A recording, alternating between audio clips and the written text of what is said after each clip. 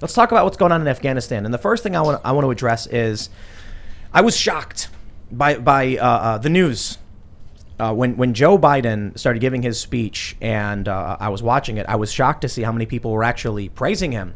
I mean, notably, my friend Cassandra Fairbanks, when she said it was a good speech, not that it's absolving him of responsibility, of his failures, but at the very least, look, I got to say this. He said a few things I really did like. And I think the important thing about it, why I'm going to say thank you for saying these things, notably, we can't send Americans to fight a war the Afghans are not willing to fight themselves. We were not supposed to be nation building in Afghanistan. We cannot pass this on to the next president, and we can't send another generation of our men and women in uniform to go into this quagmire, this waste of money. Those are good things because it vindicates a lot of the anti-war positions of Democrats, conservatives, libertarians, basically everybody who've been saying the same thing. Finally, you get the president to come out and say it. That doesn't mean he's done a particularly good job with the withdrawal. In fact, a lot of people are kind of shocked at how bad and disastrous it was. Surprisingly, as I said earlier, I said in the intro, the one thing that he's getting praise for is the one thing probably no one ever expected, actually speaking. To be fair, though, not everybody is giving him praise. A lot of people are saying that it was a mixed bag. He was blaming Trump. He said, well, I inherited this deal. It's not my fault. And the Afghans are the ones who don't want to fight. But the buck stops with me. It's like, all right, we'll just come out and say that. You made the decision. I think ultimately it was the right decision to leave. Obviously, bad things are happening. But, with that, I can respect that we're getting out of Afghanistan. Yossi, you had similar tweets, I think. You were... Yeah, the point that I'm trying to make over the past 36 hours is, people were pushing around blame on the withdrawal. I don't think the debate is if the U.S. should leave or not. The question is, why abandon the place? Again, most of my commentary over the last 16 years has been on politics here at home, economics, and the politics of politics. Like, I wouldn't say that I have expertise in the military field, but just following a little bit with people trying to push around blame between Trump and Biden. Everyone says, well, Trump had a plan to leave. Okay, so does a plan to leave mean that we'll have this disaster? My guess is that if Trump were president and the Taliban were advancing over the last few weeks, he would pop off 10 tweets a day, tell them one more step these guys are making will drone them, and he would probably unleash Hellfires on them too, Hellfire missiles, and they would probably stop their advancement. The U.S. for the last couple of years had only, the last year or so, I think, had only 2,500 soldiers in Afghanistan, and the peace was kept. Why is that? It's because people on the ground understood that the Afghan government is underwritten by the U.S. Underwritten by the U.S. doesn't mean the U.S. needs to have 20, 30,000 troops. It means that the U.S. is there to give air support, intel, and to take care of the bad guys. The problem here is not the withdrawal, it's abandoning the place. As I said, if Trump were in, I think we would probably see from him dozens of tweets every day, going back a couple of weeks, warning them that if they go one more kilometer, he'll smoke them, and he would probably smoke some of these guys, and they would stop. So yeah, I agree. So I don't think I think Michael Tracy, his name is. Mm-hmm. So he made the point that any withdrawal would be a disaster. It would be difficult. I don't know. We had 2,500 troops, and now we sent back 7 to clean up the mess. Again, I have no expertise in military work, but seems strange.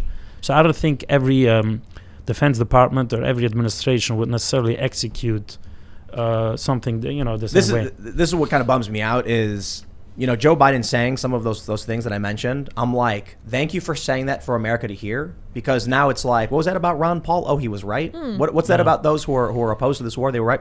But in the end, it just feels like they're sitting in a room, going in a meeting, like, what do we do? How do we address it, the American people? And someone's like, I'm going to say whatever they want to hear because we screwed this up. But I want to say I agree with you. Trump would have been bombing them. He would have called in drones. Correct. I think Trump in office would have probably preserved some of the gains. In other words, the damage of the way this withdrawal was done is the way it was done. It's not preserving what you have, and I don't think you need necessarily troops on the ground to preserve it. The understanding was, I think we can walk it back a little bit to May. The official deal was that the U.S. is going to leave in May. Why didn't the Taliban pop off in May? Why did they wait until now? obviously there was some either understanding on the ground or movement by the U.S. that the Taliban decided now it's time to move.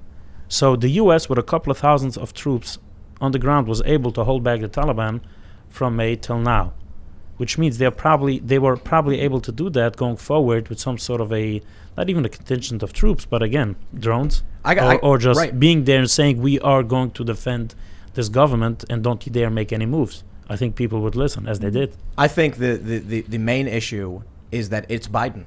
You know, look, obviously the Taliban, China, all these other countries, China's making fun of us. We'll pull that up in a little bit. They can see that we've got an economic disaster. We've got a border crisis. We had leaked audio tapes of Mayorkas saying, you know, we can't sustain the border. It's a disaster. And effectively saying we're going to lose control of this. And then you look at Joe Biden calling, shutting down press events, like not showing up, going on holiday. People are criticizing him constantly. Jen Psaki's on vacation. The Taliban have been seeing everything that's been happening with this. And they're probably thinking this administration is too weak to do anything. Now is their opportunity. So I think with Trump, like you're right, he would have been tweeting like a madman. And I definitely think, for better or for worse, Trump was viewed by a lot of people around the world with disdain and fear because he was kind of erratic. He was extremely arrogant and aggressive. And so you had this, you know, it's kind of a negative of character, right? But when you realize what that means for the Taliban, they're thinking this guy's insane. He's going to drop bombs on us. Yeah, I think Trump strategically decided, you know, the whole world is shivering every time Kim Jong-un is going to do something. Trump figured, well, I can beat Kim Jong-un times over because I'm the U.S. We have a bigger military, bigger budget, bigger means. So if everyone stops, oh, you know, this madman is going to go crazy, you know what, let me play the same game. Again, I haven't spoken to him, but just a guess the way he behaved. So what I'm saying is, withdrawing with this disaster just means, as China said, you know, that people in Hong Kong or Taiwan, whatever, should know that the U.S. is not going to be there. And that's a distinction, I think. We've been saying that about Taiwan for a minute, that with the escalation of rhetoric, with, you know, China sent in aircraft into the Taiwanese defense airspace, I'm saying Biden's going to do nothing. I mean, that Mark Milley, I think, is too weak. But let me ask you, who has appetite for it? War? To the U.S. to take on China. I mean, if the U.S. wants to take on China, China's main, I wouldn't say objective, but the main tool that they use is economics. They keep on investing in other countries. They buy up properties, infrastructure. They lend money to countries. We are busy, you know, I don't know, playing games here at home. So we can pin it again. I just want to, you know, challenge a little bit the thinking that Biden wouldn't do, but who would do, and who would back it? You don't think Trump would have lost his mind and sent in a bunch of military? I think there was a smaller chance of China doing something against Taiwan with Trump than it is with Biden or someone else. But again, I'm not making any military predictions. I'm saying, if you look at China the last 20, 30 years, their main objective around the globe, I think they even have a deal with. They had a deal with Afghanistan or Pakistan. They have business. I think they're announcing support for the Taliban. Correct. Like they have support all over the place. And in the U.S., you didn't have. Most people weren't even with Trump on the issue of balancing out tariffs and import and export. I want to pull up Biden's speech because I think we, as much as we can be happy that he said things, we got to call out the criticism and we got to hold him to his word, right? So let me just read a couple of things he said. When I came into office, I inherited a deal that President Trump negotiated with the Taliban. Under this agreement, U.S. forces would be out of Afghanistan by May 1st, 2021, just a little over 3 months after I took office. U.S. forces had already drawn down during the Trump administration from roughly 15,500 American forces to 2,500 troops in the country, and the Taliban was at its strongest military since 2001. The choice I had to make as your president was either to follow through on that agreement or be prepared to go back to fighting the Taliban in the middle of the spring fighting season. There would have been no ceasefire. There would be no agreement protecting our forces after May 1st. There was no status quo of stability without American casualties after May 1st. There was only a cold reality of either following through on the agreement to withdraw our forces or escalating the conflict and sending thousands more American troops back into combat in Afghanistan and lurching into a third decade of conflict. I stand squarely behind my decision. After 20 years, I've learned the hard way that there was never a good time to withdraw U.S. forces. That's why we're still there. We were clear-eyed about the risks. We planned for every contingency, but I always promised the American people that I would be straight with you.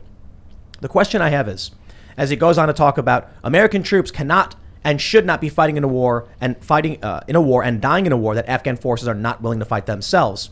Does that apply to every other country that the U.S. has military bases in? Does that apply to Syria? Should we be there? If Biden wants to come out and say these things that are going to be ear candy to people who are anti-war, I want to see him actually put up and follow through. And then, yeah, I mean, the U.S. has 25,000 troops in the Korean Peninsula, and so if Biden's stance is that the country locally isn't willing to put up a fight, and therefore we should leave, then I guess the U.S. can save a lot of money. Withdraw from Korea, from any place, from Japan, whatever. It is in South Korea, whatever.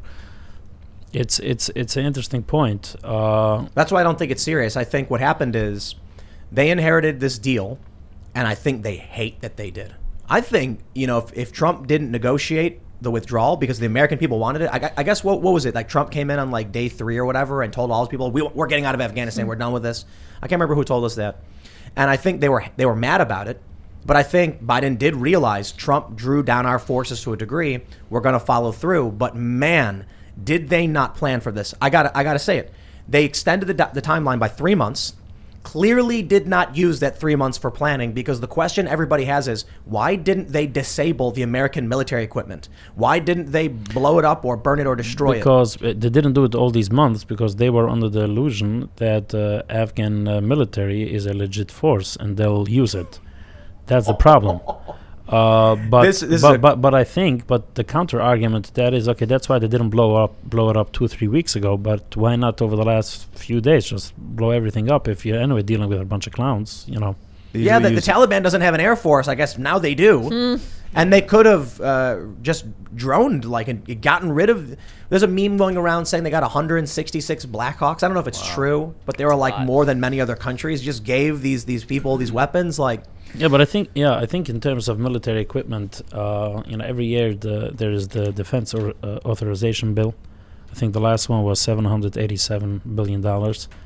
Both parties in Washington are willing to continue to spend on military hardware, military infrastructure, and there isn't any accountability. In other words, accountability not if a defense contractor charges $2 more than they should per item. It's just like, who decides, and who is accountable to whom when a certain amount of Humvees or Apache helicopters are sent overseas? Remember that photo of ISIS driving around that truck that had some American business printed on the side of it? GM, I think. No. It was like a local plumbing service. Yeah. I can't remember exactly what it was, but it was how did that truck end up in the middle? What is this? Yeah, I think a white pickup or something. Yeah. Yeah, something weird like that. Normally they'll use nanothermite to decommission vehicles when they're not using it anymore. It's a military-grade incendiary that'll melt the vehicle from the inside. Yeah. But in this case, it's hey, now they have some vehicles that we can figure out how to destroy by building new weapons, and now we can fund Lockheed to do that. Thanks for checking out this clip from the Timcast IRL podcast. If you want to see the full show, come back to this channel, youtube.com/TimcastIRL, Monday through Friday at 8 p.m., where you can leave comments and super chat, and we actually will read your comments on the show. Don't forget to like, share, subscribe, and if you want exclusive members-only content, segments you can't get anywhere else, go to timcast.com, become a member, and we even have full bonus episodes. Thanks for hanging out, and we'll see you all next time.